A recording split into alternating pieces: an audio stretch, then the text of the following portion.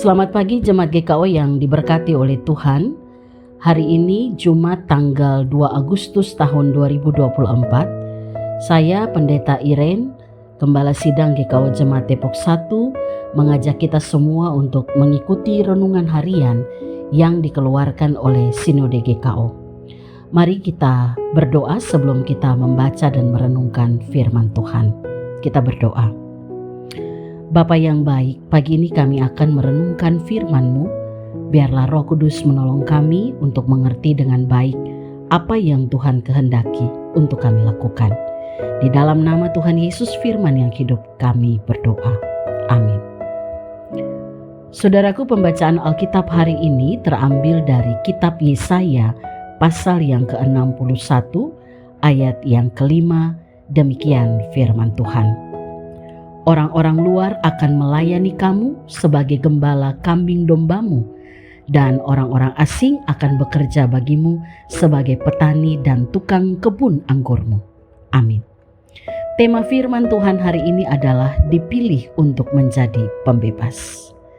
Saudaraku yang dikasihi oleh Tuhan, sejak awal Tuhan Allah telah memilih bangsa Israel sebagai umat pilihannya, bukan untuk dibuang, bukan juga untuk menjadi budak atau melayani orang lain, melainkan mereka dipilih untuk menerima berkat Allah, menjadi penguasa dan pembebas bagi bangsa-bangsa lain.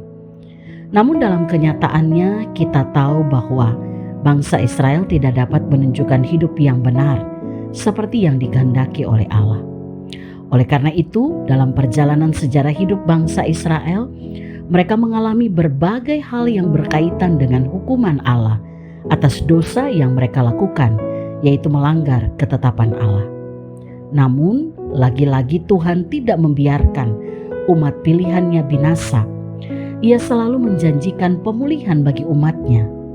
Dan ayat firman Tuhan yang kita baca hari ini adalah rangkaian dari nubuatan Nabi Yesaya tentang janji pemulihan yang Allah lakukan bagi bangsa Israel, yang saat itu mereka sedang menjalani masa pembuangan di Babel.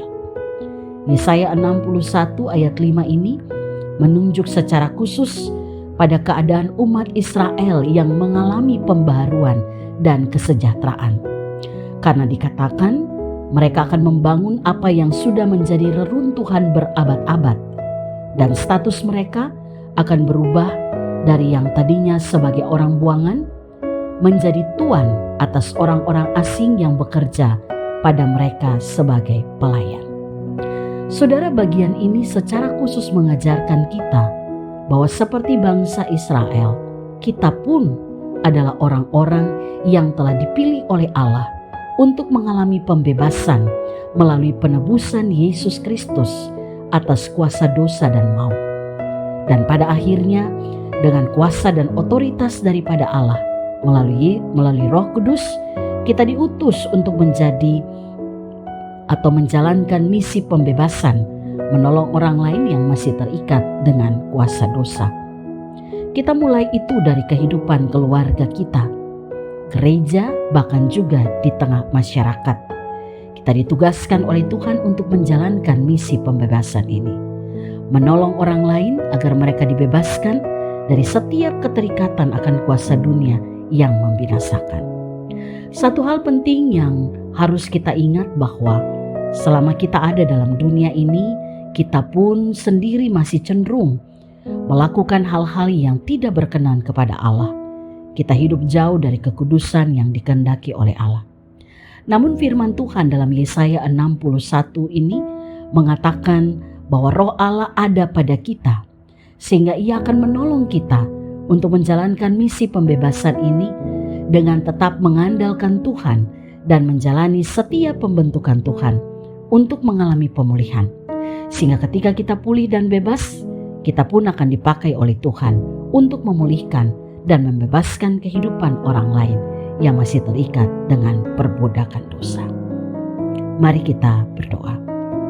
Bapa, terima kasih untuk firman-Mu hari ini. Jadikan kami alat-Mu untuk menyatakan kuasa dan kehendak-Mu di dunia ini. Di dalam nama Tuhan Yesus kami berdoa. Amin. Terima kasih jemaat Tuhan yang telah menyediakan waktu berjumpa dengan Tuhan dalam renungan pagi ini. Selamat beraktivitas, Tuhan Yesus memberkati.